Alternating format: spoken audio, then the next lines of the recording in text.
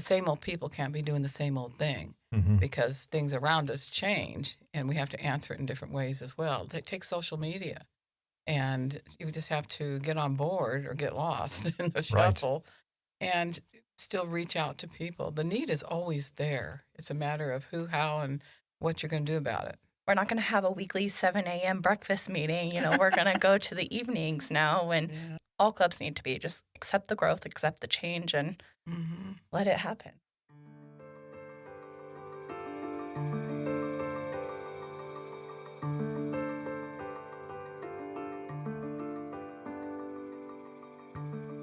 Hi, I'm Jeff Holden. Welcome to the Nonprofit Podcast Network. Our purpose and passion is to highlight a nonprofit organization in each weekly episode, giving that organization an opportunity to tell their story in their words to better inform and educate the respective communities they serve, as well as provide one more tool for them to share their message to constituents and donors.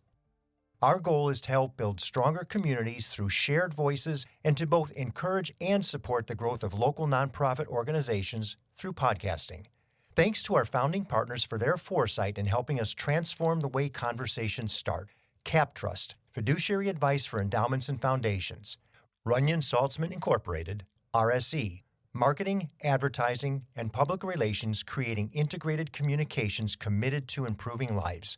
And Western Health Advantage, a full-service healthcare plan for individuals, employer groups, and families. Service organizations like Kiwanis, Rotary, Elks and Moose Clubs face growing challenges in today's communities. Declining membership, particularly among younger generations, has led to shrinking volunteer bases and reduced program capacity. Many chapters struggle to stay relevant in a digital-first, fast-paced world where civic engagement often looks different than it did decades ago. Additionally, increased competition for charitable dollars and volunteer time, along with aging leadership and limited visibility, make it harder to sustain long-term impact and attract new supporters. Despite these hurdles, these organizations remain pillars of community service, striving to adapt while preserving their core missions. We're going to hear from one of those organizations today as I speak with the divisional leader and president of her local chapter of Kiwanis, Katie Escajeda.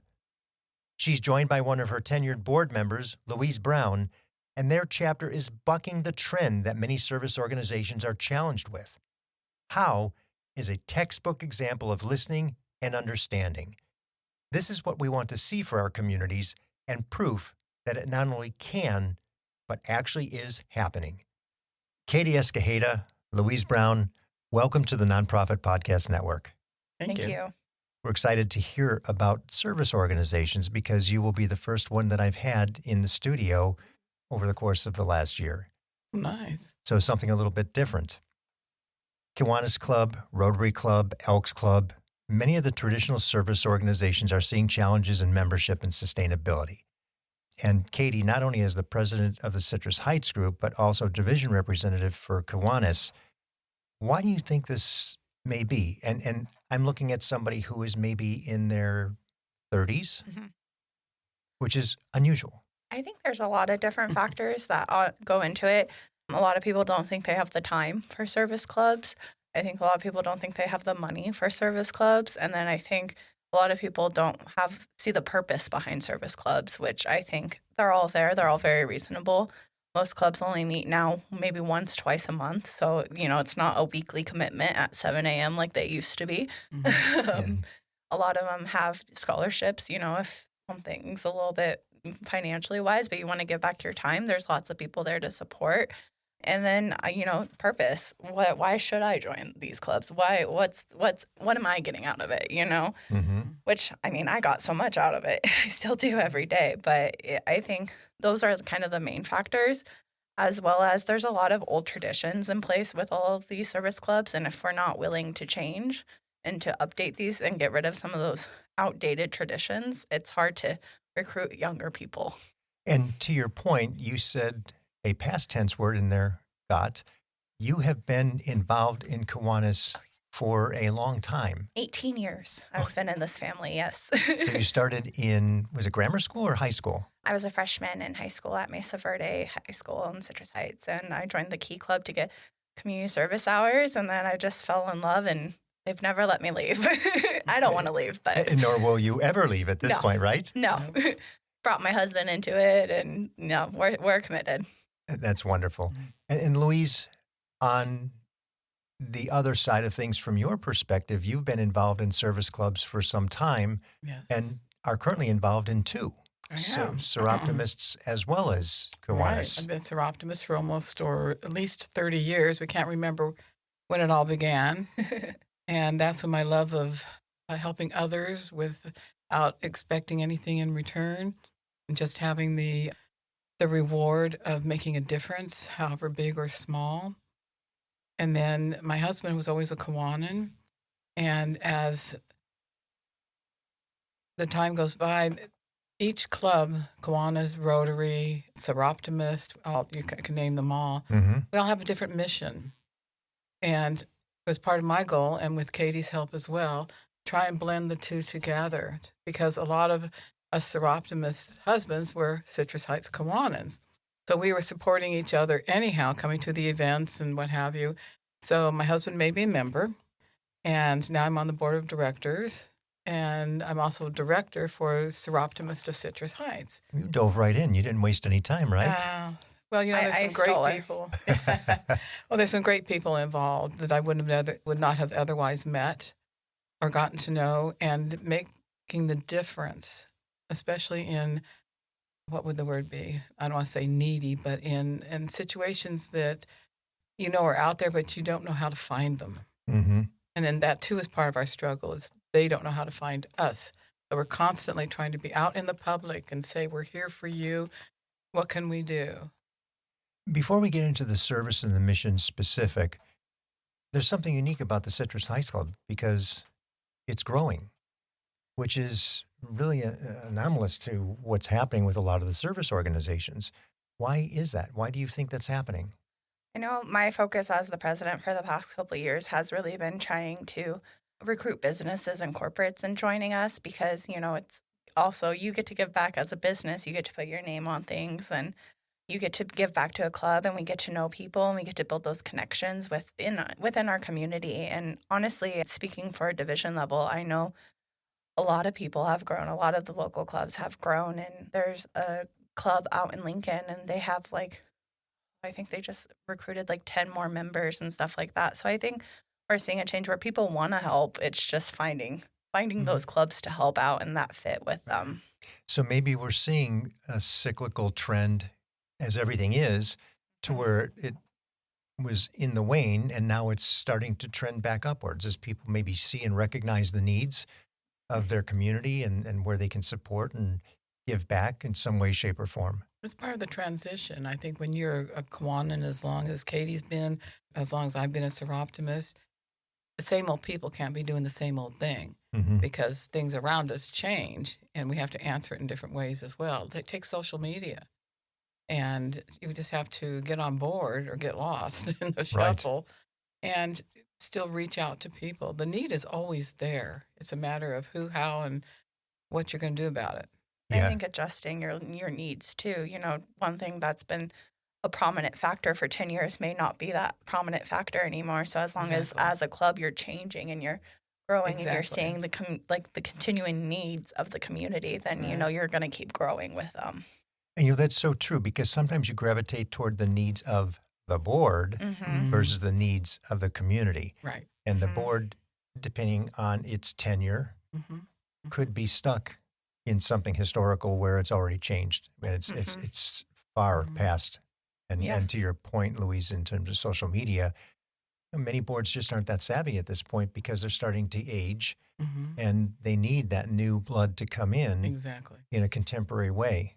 Yeah, and I think the Citrus Heights Club has we're one of the younger clubs in the division, just for, lack of say, but they've really embraced me coming in and changing things and saying, okay, this is how we need to do, and I'm not we're not going to have a weekly 7 a.m. breakfast meeting. We're going to go to the evenings now when the working people can come, and, it's a little bit easier. But they've been very accepting to it, and I think that just shows how all clubs need to be. Just accept the growth, accept the change, and let it happen.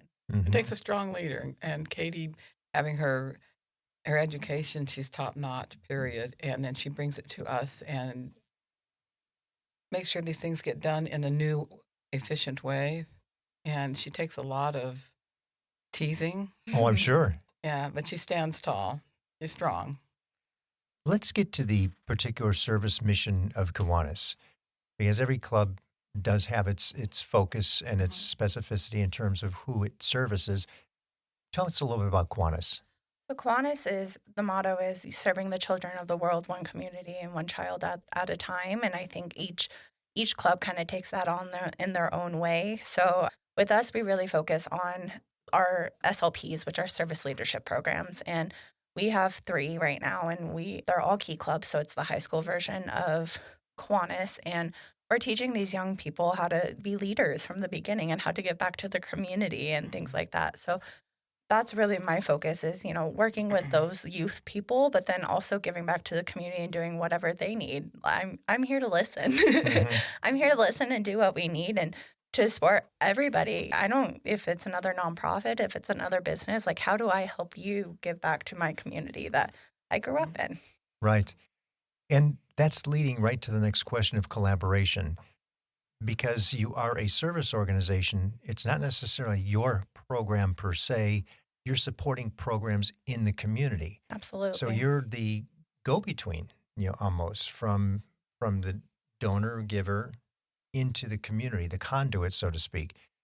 Who is it that you find that you collaborate with in the service side of things? I think you've already mentioned the high schools as part of the involvement in the organization, who also will work with you on those collaborative efforts. But who do you find that you end up supporting?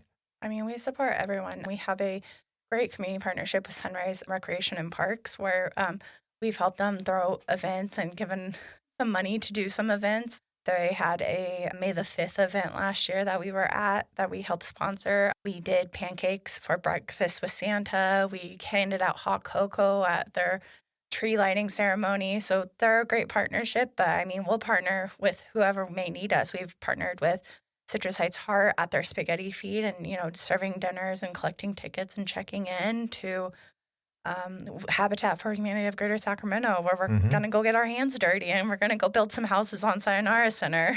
So, I mean, the possibilities are just endless with what we do. And I can go all day with naming different partners. Well, and that's what's important. That's really part of the purpose of this podcast is for people to recognize that the collaborative effort is so much stronger than the individual effort.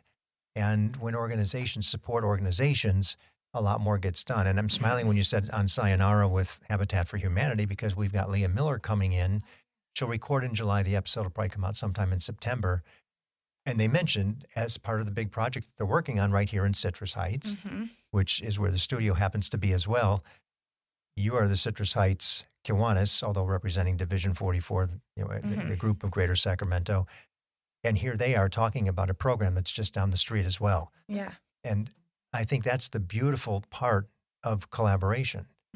And I'm sure we've had many other organizations that service youth that you have in some way, shape, or form been involved with. Let me ask you something, because I'm hearing you say we're helping them with the pancake breakfast and the Santa Claus and the Christmas deal.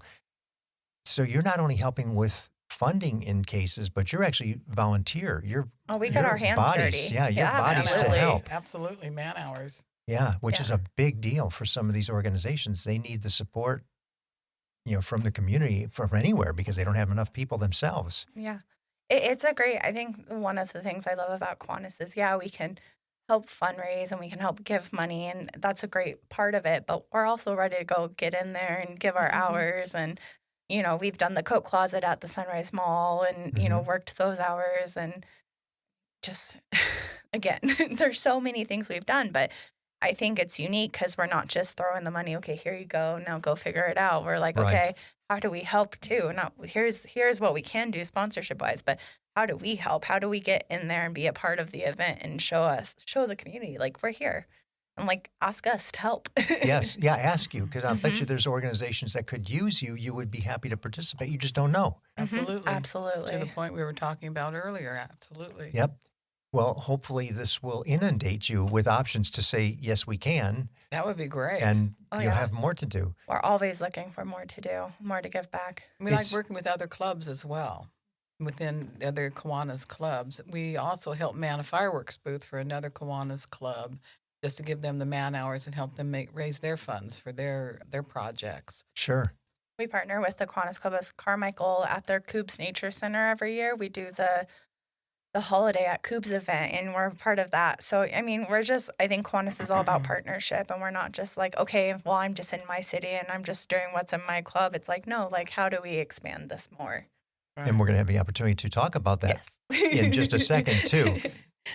How do you gauge the impact of what you do? How do you know it's going well, that the donations that are made through the organization have accomplished what the expectation is?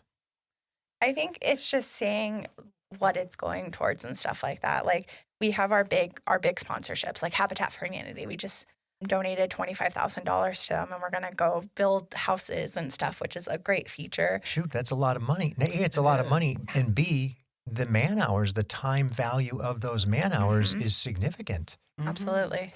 Yeah, and the Kiwanis Family House, which I know we'll talk about in a little bit, but every year we give $10,000 there, and we have members who will go and do cleanup days there and things like that. So we get to see the little improvements as well. But then, going to our smaller things, just giving a high school scholarship and seeing the smile on a high schooler's face where it's like, oh man, this money is going to help me. And we occasionally get a letter from them, or they come back and tell us about their adventures.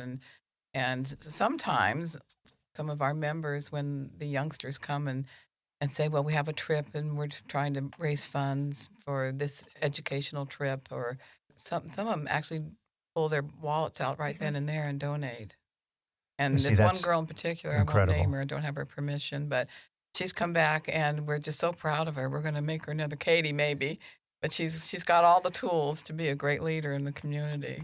Yeah, we had a high schooler come and talk about wanting to go to a high school legislative thing downtown, and she came back and we gave her the funds to go, and it was wonderful. And she came back and she goes, yeah, we wrote this legislation and it's actually, being told it might actually go through and stuff. And she's so happy, just big smile on her face.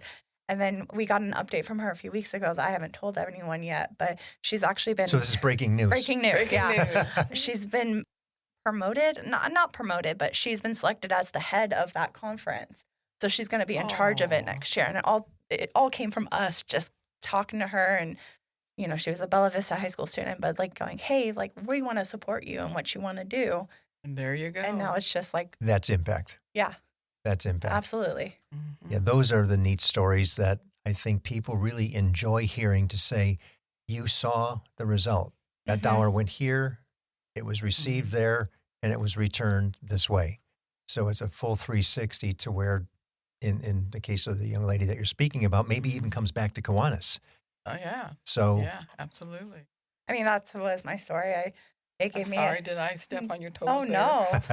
No. We're just so proud of her. Yeah. They gave me a $1,000 scholarship when I was a high school senior, and I was already hooked by then. But, it was like, every time I went to Sonoma State, so I wasn't even in town, but every time I was back in town, I was at the meetings saying hi to everyone. Sure. Giving them the updates and stuff like that. So I was hooked from the beginning. But I think the other way we gauge impact is, I think of our Easter egg hunt that we just had. 41st annual Easter egg hunt at Rush Park here in Citrus Heights. And I went to that as a little kid. I was not great at hunting Easter eggs, but, seeing all those kids just happy to get eggs, to see the Easter bunny, to have fun, to play tug of war, things like that. It's like, kid, that's what I'm fundraising for. That's what I'm doing to give back to my community and provide this free event for those who want it and need it. Boy, and even as you're saying that, I'm thinking of organizations we've had here, some in this Orangevale, Citrus Heights, Fair Oaks area. I don't know if they know about that. Yeah. And could the children they serve benefit if they were aware to come to that Easter egg hunt? Yeah. Just small little things like that change the dynamic of the organization's involvement in the community And it costs nobody anything. Right. Yeah. And that's why we pride on stuff. It's always been a free Easter account. I have people always ask, how do I sign up? How much do I pay? And I'm like, no, it's free. It's all free. I mean, there might be a food vendor one year and I can't control what they charge, or a jewelry vendor, but the Easter account and the fun part is all free. Yep. And the year it rained, Easter money's just showing up no matter what. Absolutely. Was it rain or COVID where we stood in the rain That was last year in the rain. and had a drive-through? So, and we're handing out balloons and Easter goodies to the kids in the cars. And we were there. Rain or shine, we're wanted them there. to be Perfect. there. Yeah. Perfect. We'll be back with more from Katie and Louise on growing our service organizations right after a few messages from those who make our program possible.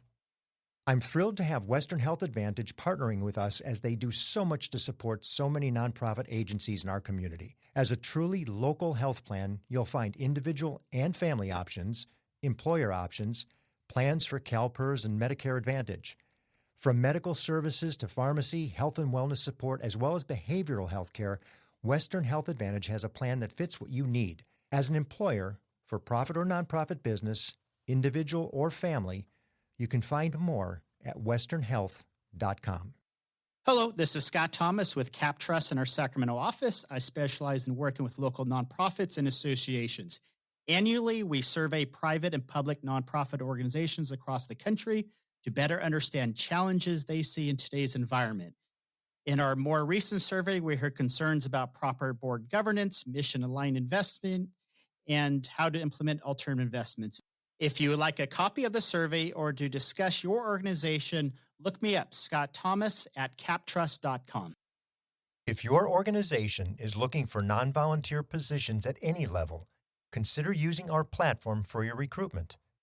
Whether in podcast content or in the newsletter, the audience we're speaking to has your next teammate. Simply reach out to me through the website, nonprofitpod.com, for a customized solution to your open positions. Let's talk about a success story or two on how Kiwanis Club members made a difference in the community. And I know we're going to go to a very visible and large situation down at UC Davis. Yeah, so I think one of the biggest ones is the Kiwanis Family House, which opened in 1984, and it provides temporary low-cost housing to families who are staying at UC Davis Medical Center or in Shriners. So it's either or. I got some stats here to go into it, but I think it's a big success story because a lot of our clubs here in the area, we're all a part of it. We all know it. We all love the Family House. It's the only one in the world.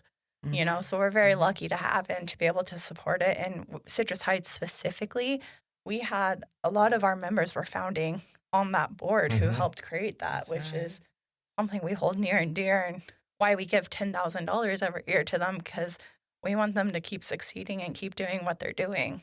Would this be the opportunity to explain what Kiwanis Family House actually is? It's fashioned after what the old Ronald McDonald House, where families and sometimes patients that have to have long-term treatment at UC Davis can actually be housed at no cost to them. And it's all supported by outside funds and fundraisers. And they have their own board and board of directors. And sometimes clubs and or family individuals, something that the public might want to think about, is sponsoring a room where you can actually go in and decorate it. My husband and I did a room, and you stay within their color palette because they want everything to be somewhat symmetric. You don't want a bright orange room? No, there's some very creative people out here, but we want to kind of keep it, simple. So they help direct color-wise, but you put new linens on, new mattresses. They're so appreciative, fresh towels, and then it's very much appreciated. I can think of a lot of our members that have done that, actually. So and they do cleanup days. There's many ways the public can get involved and help support the Kiwanis at the same time. Yeah, both ways. Yes. So you can come through the organization almost as I'm going to call it semi-restricted. This one's going to go to the house, the Kiwanis house. The rest of the stuff just goes into the community. But see, we have to let the community know that opportunity is available. Right. Through all of the organizations, I would imagine, all the Kiwanis throughout the entire region. Yes. And you bear one of the greater weights in terms of the contribution. Is that just because of the membership, their involvement and interest in it?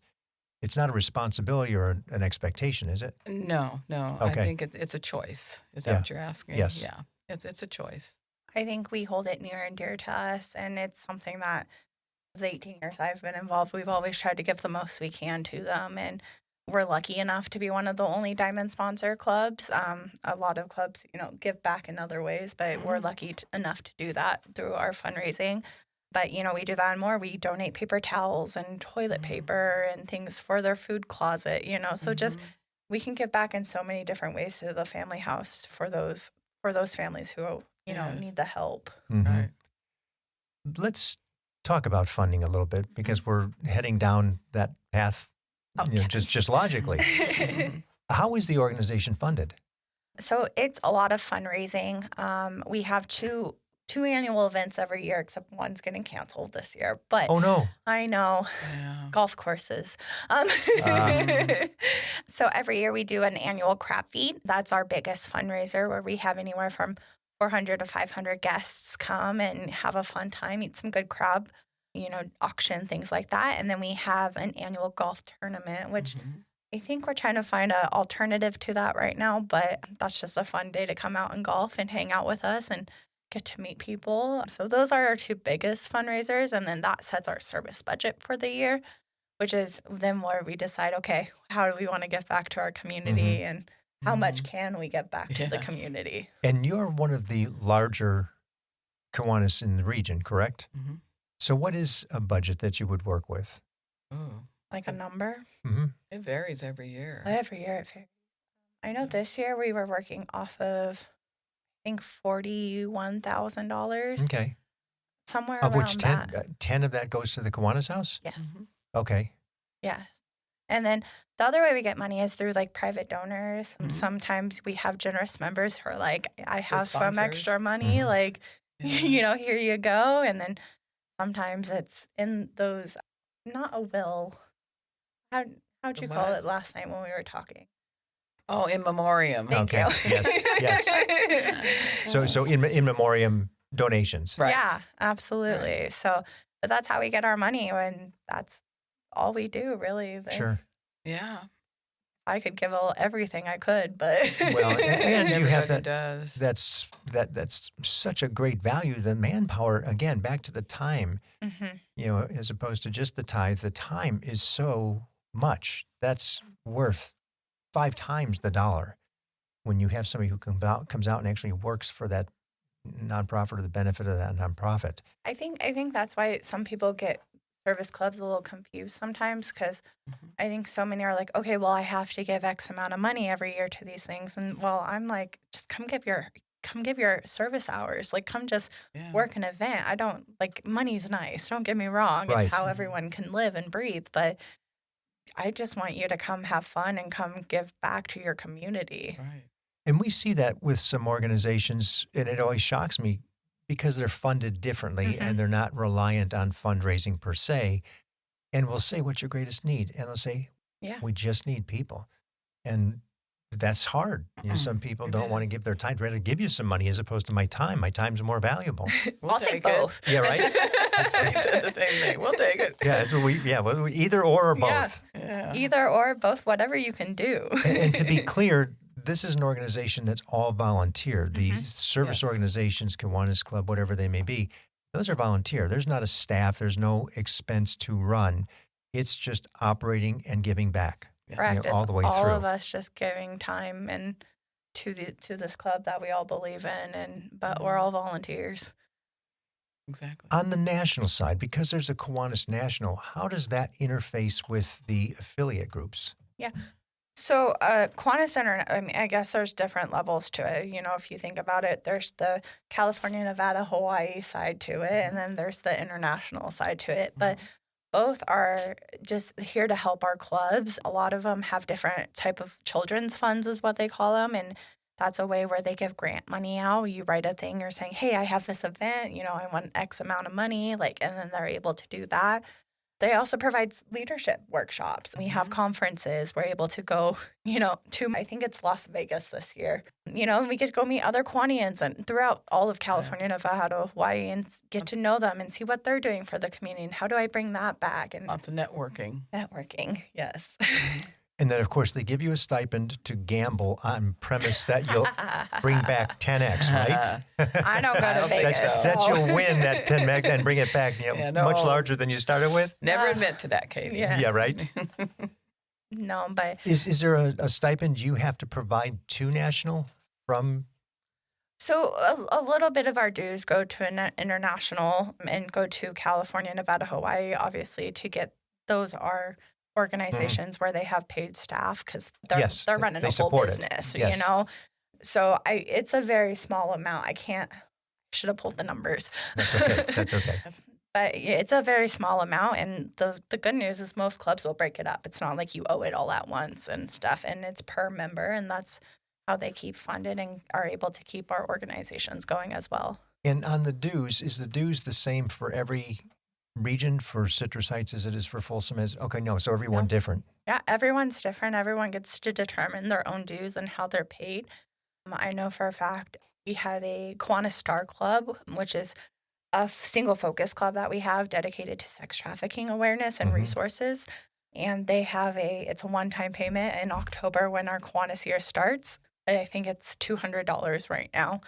And then you have clubs like ours where, we're a little bit bigger. We're a little bit doing a little bit more. And we break it up in quarters. So we're like, okay, let's ease the financial burden, right?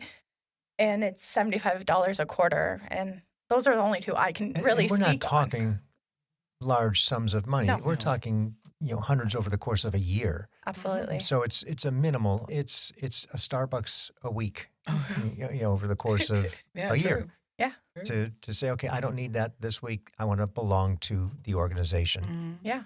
And again, if you reach out to a club and their way doesn't necessarily work, there's ways to work it out. Every club is wanting the help, and stuff. So just because it might seem scary when they talk to you about it, it's like, okay, we'll talk to somebody because I guarantee you they'll work something out with you. Yeah. I've never met a Kiwanian who's been like, no. Right. We want your membership. Yeah, we want you to be a part. We want you to have the service. We want you to feel the need in your community. Let's talk a little bit about a vision. If money weren't an object, if you had somebody says, I really want to fund those are dangerous words. Fund you. Yeah, if I want to fund you holistically, I've got a bunch of money. I'm going to give it to a handful of organizations. Just give me a good vision. What would you do with a blank check? Oh my gosh. First, I'd go out to the community and be like, what do you want? What do you need? What can I do for you? Can I give you some fun events? Can we do something similar to the Easter egg hunt that's free and fun? Or, can I go to a school and give you some books or help you rebuild the library or, oh gosh, school supplies, backpack drive, all those things. Like, I think the big thing is if I had an open checkbook, what does my community want? Right. I can't make that decision. I am so happy to hear you say that because I think that's the truth of it. It's the need. Yeah. It's the need in the community. And you said my community because you serve this community as, downtown serves downtown or Greater Sacramento suburban serves their area as opposed to just we would do. I love that. It's going out to the community, asking the questions of what it is they want. I have a million ideas of what I could do to improve the community, but what I may want might not be what my community wants. And if I'm not doing something, you're going to be like, why Kiwanis? Like, you don't care about us. You're just doing what you want to do. And that's so far from the opposite. Yeah, that's wonderful. Those unlimited funds are, the unlimited word also applies to the opportunities that those unlimited funds can go to. Katie and I were kicking around last night, and she goes, oh, my God, what would we do? And after we got through teasing about what we would or wouldn't do, it just became obvious that if things were unlimited, maybe there wouldn't be the need also. Right. Mm-hmm. Right. And we look at that in some organizations, the best thing they could do is work themselves out of a job because it would mean that the issue they're addressing is gone. Gone, yep. Unfortunately, I don't think we're going to see that anytime soon. we'll have plenty of things to deal with in some way, shape, or form. Oh, yeah. But the beauty is we've got people like Kiwanis to help us, who are doing the things not for the organization itself, but for the organization to give it back to its community, its own backyard. And that's so significant. What is the greatest need you've got today as Kiwanians? What do you look at and say, boy, this is where we would like to see some things change? As people are listening to this episode going, well, maybe I'm thinking of this. What can I do for a Kiwanian community? I'm looking for, people to come and just give your time and come be a part of us. I think we really lack finding the next generation of Kiwanis members and just any service organization. So it's like, I just want you to come see what I'm about, come meet me, come talk to me, come talk to us, come see how fun we are. Yeah. And just really see what we're all about and see if I can help you find something that you feel there's a need in the community that I can help you out with. I did that we had a member who I said, what are you interested in? What do you want to do with this club? Like, how do I support you as the president? And he saw a need at Mesa Verde High School for the garden. It was in shambles. And I said, okay, we're gonna rebuild that garden. We're gonna do this. Mm-hmm. We've rebuilt 8 garden boxes there, raised garden boxes. He has a whole watering system now, wheelchairs, all the gardening supplies, and the kids love it. The kids involved, things are blooming and growing and doing well. And another service club was brought in also just for funds. Just they heard about it and said, what do you need? And nicely wrote a check and helped get that project over the hump and on its way. So it's just people being aware and being able to share what that need in the community might be. Absolutely. And getting involved, obviously. That's the human side of it, of we need your body. Yeah. If you to want help me us. to do something in your community, I'd like your help. Because if you tell me what you want, but then don't guide me, I'm going to do it how I think best, which might not be what you really wanted it to be. So come to me, tell me what you need in our community. Let's work it out. And then let's get you on board on it as well. So that way we're all profiting from it. Right. Come with us with an And idea. Give us, if you have a game plan even. If you have a way to accomplish it, but just something that we can add to it to get you over the hump, or what, even something that well designed at that point, Sometimes it can be that easy. And what scares me is a little bit of social media that we're here doing, but the old-fashioned shaking hands and looking each other in the eye and feeling like we had a great time together. We wouldn't feel that same over FaceTime perhaps or something else. I think we're striving to keep that a little bit more alive, a little bit longer. Yes. Because I think that's a key component to success when you're working in the community. Well, even what we do here, we strongly urge and suggest come to the studio. It's different than doing something remotely. Right. You just don't get that. No. There's a visceral feeling in a room. There's energy that comes off of people. And we all thrive on that energy. Well, you can see it at our crab feeds and our other fundraisers. And people like each other for those few hours, They're all having a good time and spending money. It's hard to be mean when you're actually looking at somebody, right? And eating with them. Or drinking with them or laughing with them. And you realize, oh, wait, they laugh too. They laugh like me. Yeah. There's something similar. We do have something in common. There you go. What's the best way to learn more about Kiwanis? So if you're looking for a local club, it's the Kiwanis International website. You can submit a form and they'll connect you with the different clubs there. If you don't want to go that route, you can always just do Kiwanis Club of in whatever city you're in and see if something pops up or see if they serve it. We used to serve Fair Oaks and Orangeville as well, even though we were Citrus Heights. We used to be the Fair Oaks and Orangeville serving areas. And then another club came in and, is now the Fair Oaks Orangeville Club. So just Kiwanis of whatever it is, and check it out that way. .org, correct? We are .org, yes. Okay. So not .com, Kiwanis Club of Citrus Heights. you name it, in the region.org. Or Google it, social media.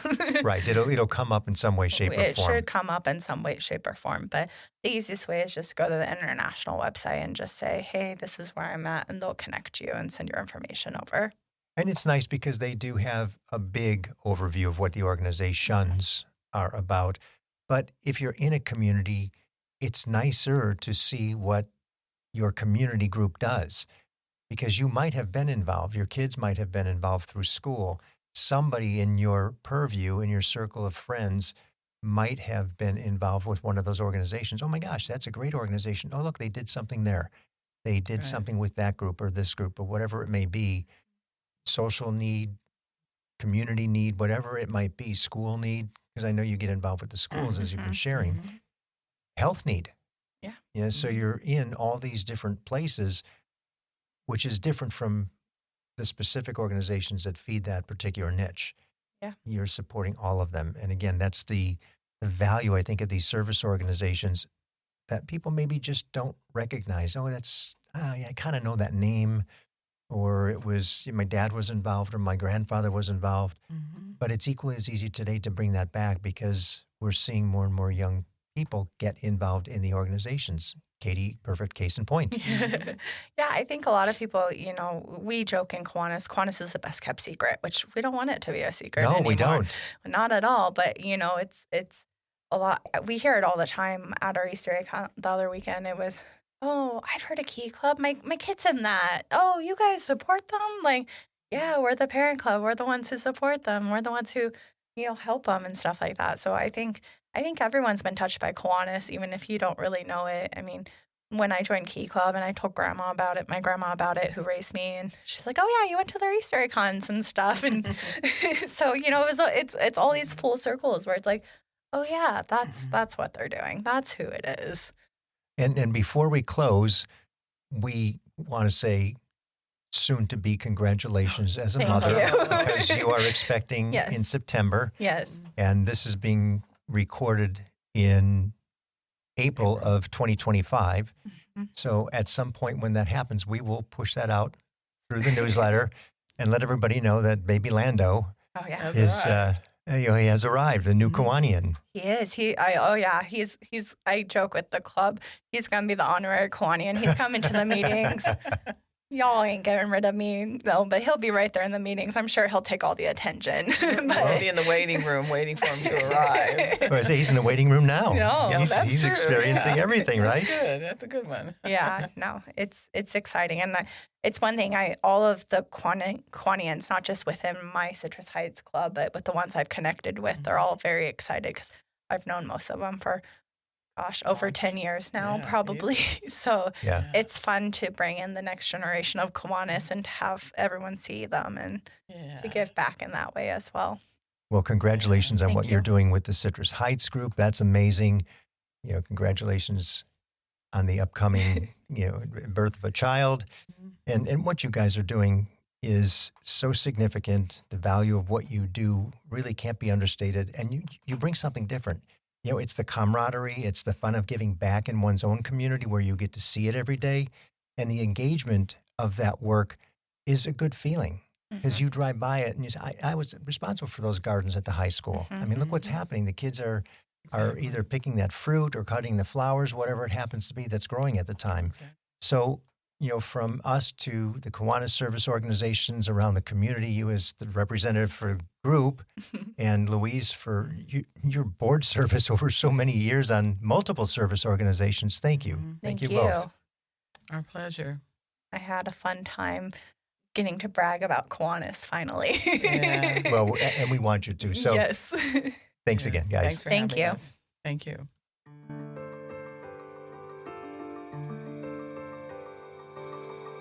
Thank you for listening to the Nonprofit Podcast Network. I hope you enjoyed the episode. If what you heard moved you, please reach out to that organization and do what you can to help. If you like and appreciate what we're doing to support local nonprofits, please give us a positive review, subscribe, and share. If you're a nonprofit with an interest in participating in an episode, you can reach me at jeff@hearmenowstudio.com. If you have a need for the services or products our sponsors offer, please reach out to them Cap Trust, fiduciary advice for endowments and foundations, Runyon Saltzman Incorporated, RSC, marketing, advertising, and public relations creating integrated communications committed to improving lives, and Western Health Advantage, a full-service healthcare plan for individuals, employer groups, and families. The Nonprofit Podcast Network is a production of, is recorded at, and edited by Hear Me Now Studio.